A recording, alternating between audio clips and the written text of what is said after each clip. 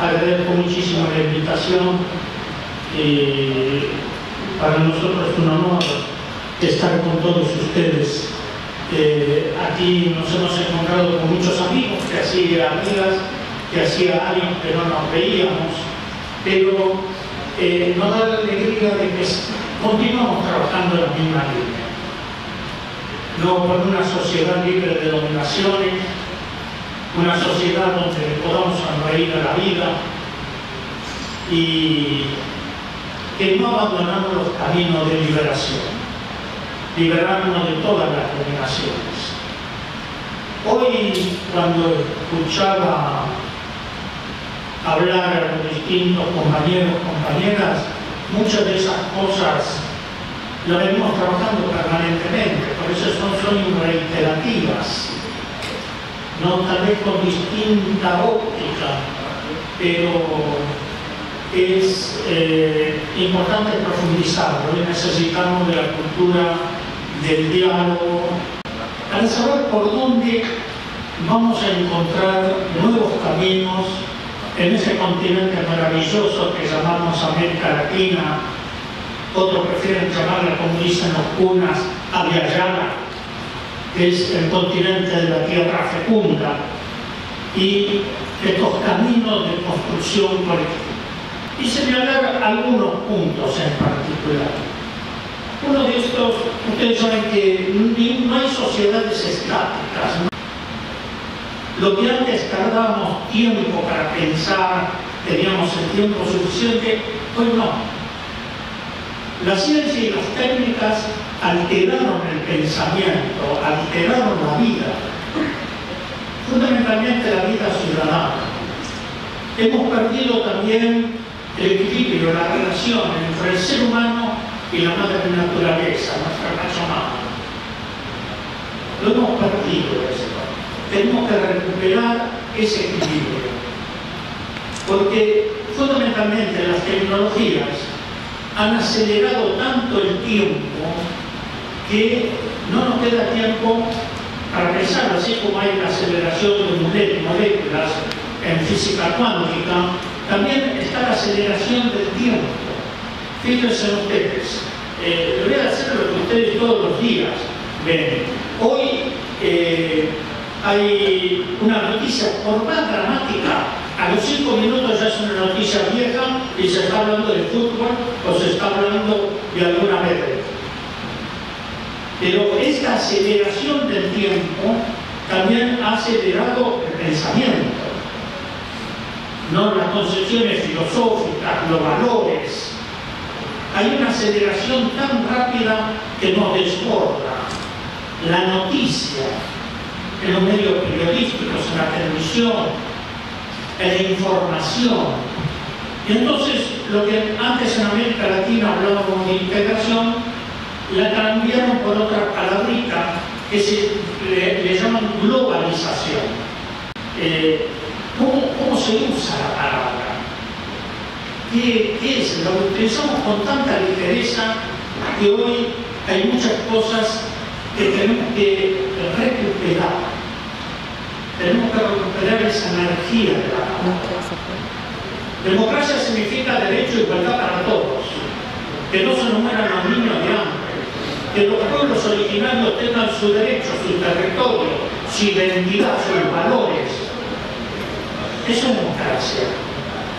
Democracia es un trabajo digno. Esto que hoy tanto hablaron del derecho de los trabajadores, ¿no? Eso es democracia. Pero cuidado, nos encontramos que hoy hablar de democracia es una palabra vaciada de contenido. Y tenemos que recuperar, hablando de ir recuperando el sentido de las cosas, la palabra, que es fundamental. Que se ha vaciado tanto de contenido como la palabra democracia, la palabra justicia, derecho. Observen ustedes y van a ver que en el lenguaje cotidiano muchas veces estamos utilizando la palabra sin pensar qué es. Y entre todas estas cosas que hoy nos preocupan, por lo cual estamos aquí, porque afecta la vida de los pueblos, cuando hablamos de los derechos humanos, hablamos del derecho de los pueblos. Cuando hablamos de la democracia y derechos humanos son valores indivisibles. Si se violan los derechos humanos, las democracias se debilitan y dejan de ser democracia. Un amigo de caminada para América Latina de muchos años, que muchos de ustedes conocerán, Eduardo Galeano. No, Eduardo...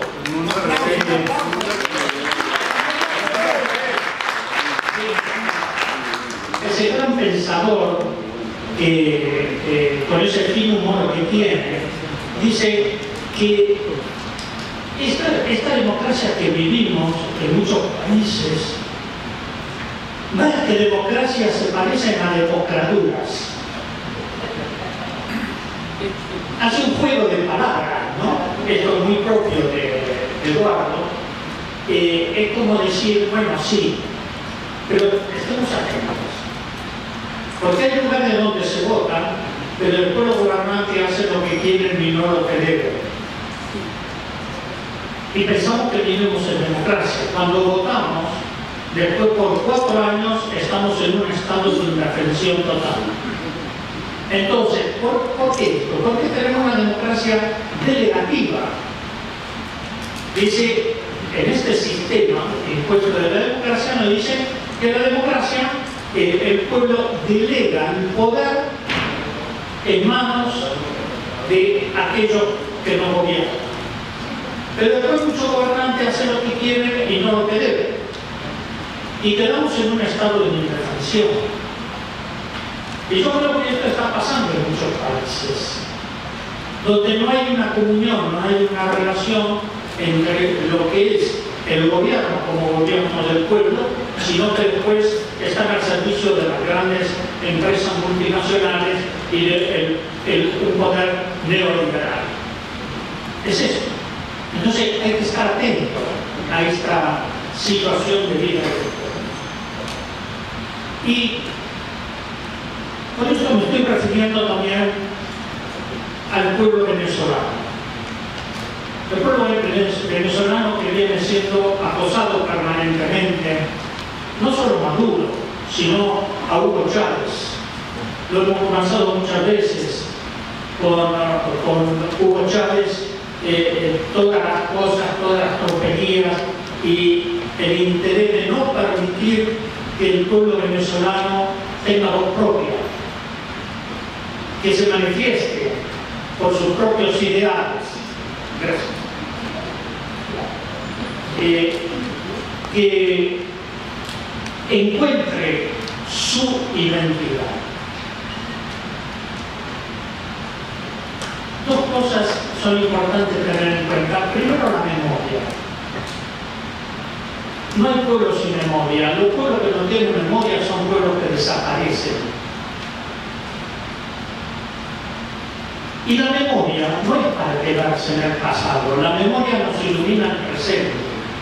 Porque es a través del presente donde podemos generar y construir la vida.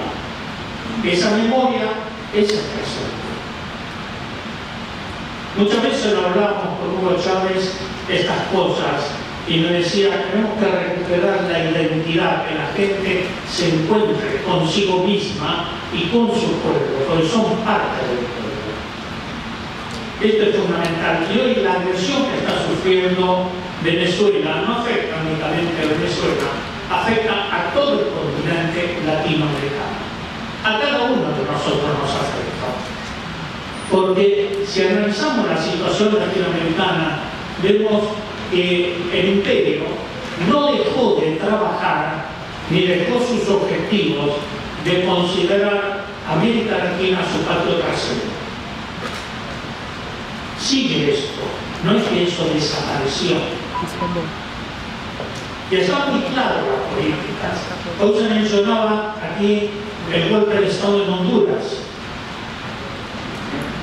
cívico-militar, el golpe para derrocar a Manuel Zelaya, el golpe de Estado en Paraguay para derrocar a Fernando Lugo, los intentos de golpe de Estado en Ecuador.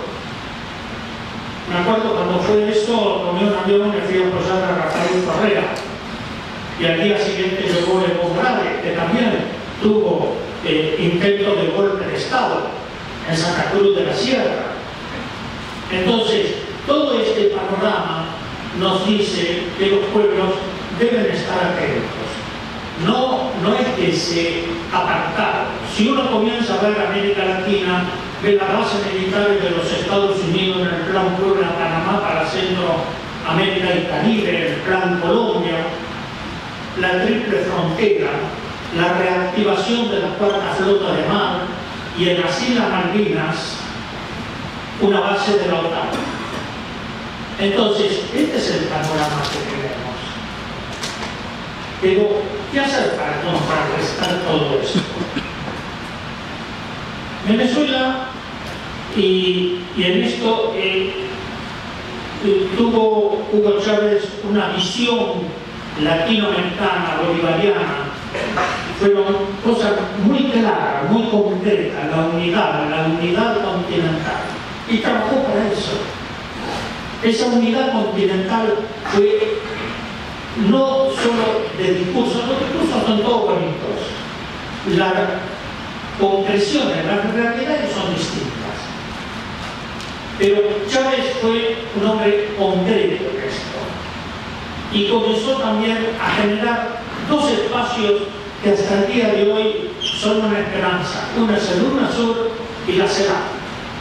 Y una cosa que no pudo realizar es el Banco del Sur para sacar de los países del norte los recursos de nuestro pueblo para que nuestros pueblos sean quienes manejen los recursos y no el imperio. Esto es lo que hizo Hugo Chávez. Y esperemos que eso del Banco del Sur se concrete.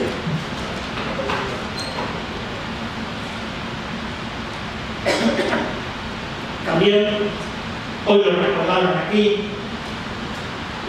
fue hace 10 años en Mar del Plata, cuando marchamos, estuvimos en el estadio de Mar del Plata, en No Alarca, eran miles de personas, y esto fue un paso importante, pero como hoy señalaba Beverly, hay muchos otros espacios que tratan de hacer acuerdos bilaterales, ¿no?, entre el gobierno de los Estados Unidos y países que se condicionan a la política de los Estados Unidos. Pero ahí en Mar del Plata fue un grito continental extraordinario. Nosotros en ese tiempo en Argentina teníamos como presidente a Néstor Kirchner, y que apoyó mucho estas iniciativas, y esto se pudo avanzar en lograr esos espacios. Y hoy Venezuela se encuentra otra vez acechada por los Estados Unidos. Todos sabemos lo que el presidente Obama dijo con respecto a Venezuela, y por eso dice que es una amenaza. Pero la única amenaza de Estados Unidos es el propio Estados Unidos. Ellos son sus enemigos.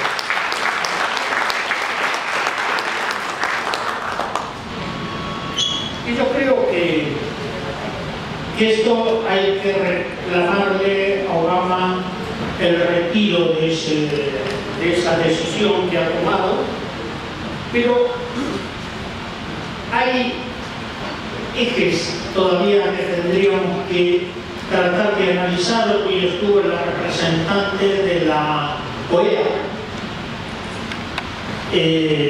La OEA es una institución que fue creada para servir a los pueblos, para articular los pueblos. Lamentablemente, como Naciones Unidas, es dominada por los Estados Unidos. Naciones Unidas es dominada por las 5 grandes potencias, con el derecho de veto. Pero la OEA es dominada por Estados Unidos y Canadá. Entonces, cuando se presencia de la OEA en los hechos de conflicto, como en el caso de intentos de golpes o los golpes en el continente, no aparece. Y ahí sí apareció la UNASUR. Y yo creo que esto es importante porque se van generando como organismos regionales, no como sustitutos, sino con una nueva visión de integración continental. No es que se quiere suplantar a la OEA, hay que pedir a la OEA que se reforme, que se democratice, porque no es estructura democrática, como la estructura de Naciones Unidas, no es una estructura democrática, digo Naciones Unidas. Es una estructura piramidal, porque un hecho concreto, cuando se constituye en el año 45, fue constituida por 57 estados.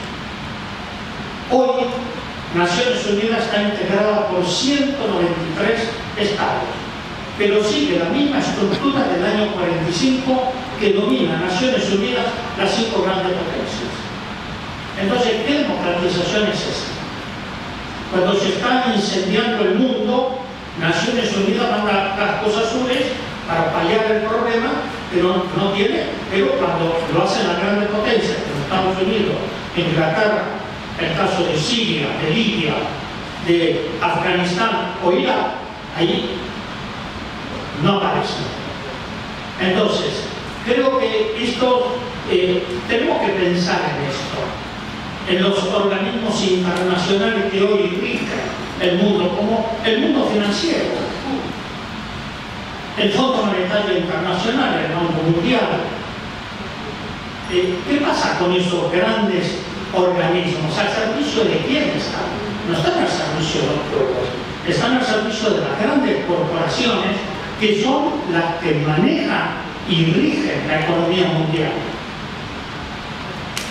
Y yo creo que esto